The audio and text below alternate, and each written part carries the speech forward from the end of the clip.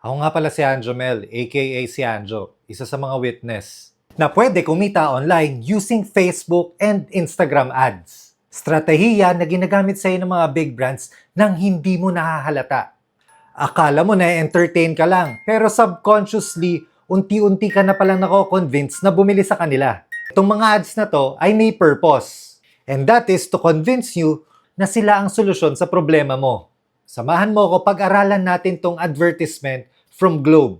Step 1 is setting the tone. Pinapakita dito na masaya yung scenario para makarelate and connect emotionally yung tao. Then step 2, boom! Inintroduce yung problem, which is hinimatay siya tapos nagkasakit siya. Step 3, inagitate yung problem. Ano ba yung naging effect nung nangyari yon?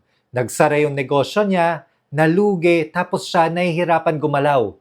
Nawala kumbaga yung pinaghirapan niya. Step 4, solution, which is yung GCash pera outlet. Yun yung solusyon para maibalik niya yung dati at maabot niya yung pangarap niya. Step 5, isa sa mga pinaka-importante is yung testimonial or proof. At pinapakita dito sa part na to kung sino mismo si Rhea at kung totoong tao ba siya. Kapag in-apply mo yan sa Facebook ads, ewan ko na lang kung di ka makabenta. Malay mo, pagdating ng araw, maging isa ka na rin sa mga witness.